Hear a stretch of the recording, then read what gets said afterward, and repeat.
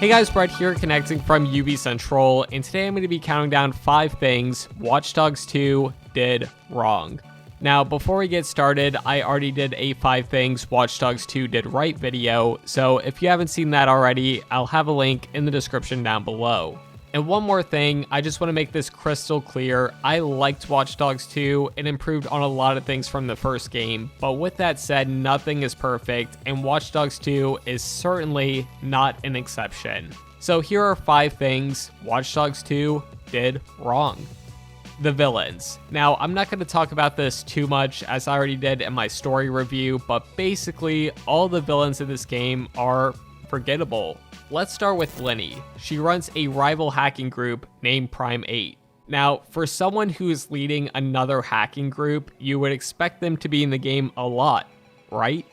No, she's barely in this game along with her hacking group. And get this, she hates DedSec because they're annoying and sellouts, which seems kind of ironic because she literally takes money from Dushan and that's why she attacks DedSec. And as for annoying, just watch this. Please allow me to introduce myself.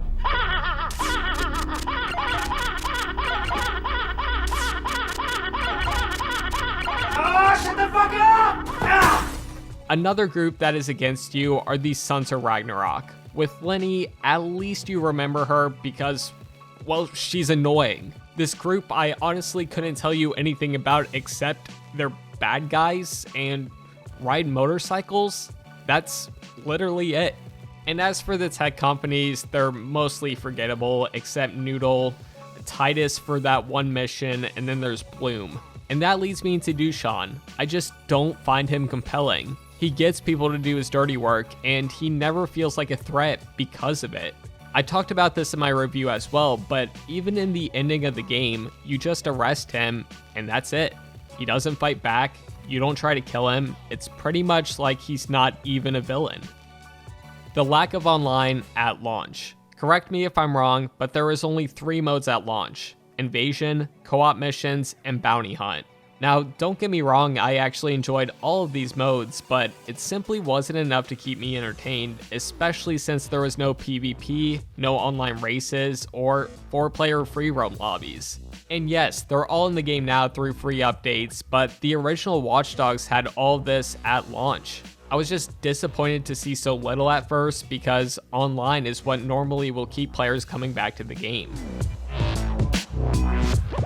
No Cash Run. So, for those of you who don't know, Cash Run was this parkour minigame in the original Watch Dogs, and it was surprisingly hard yet fun at the same time. It was honestly one of my favorite activities, so with Watch Dogs 2 improving on parkour in every single way, this mode would make perfect sense, right?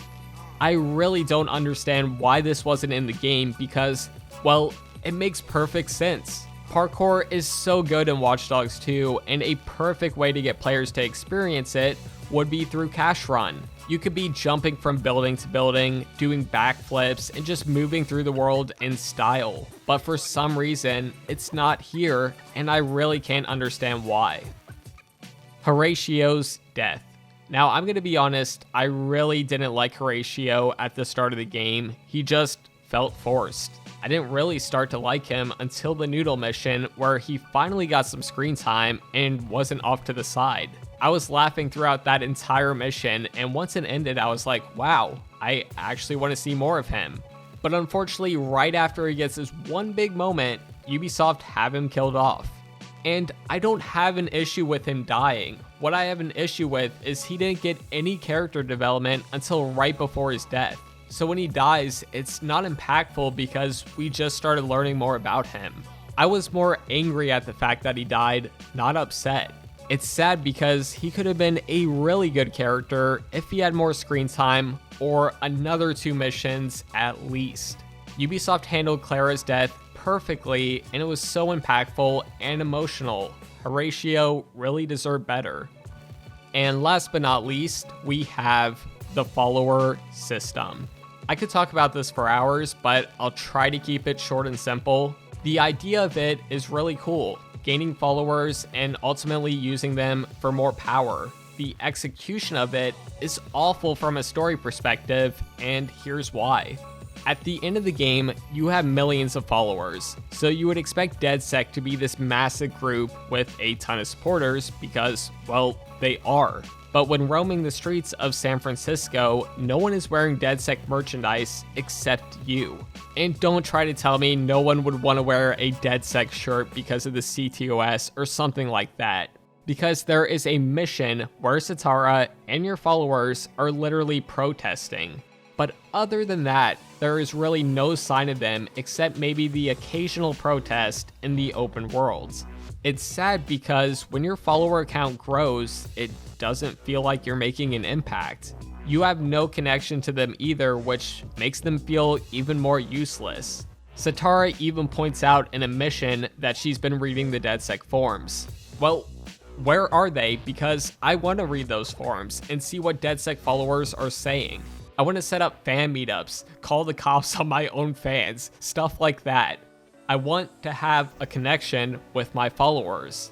The Amazing Spider-Man video game, of all things, actually did a really good job at this. During loading screens, you see what the people of New York City are saying, and these are updated after every mission.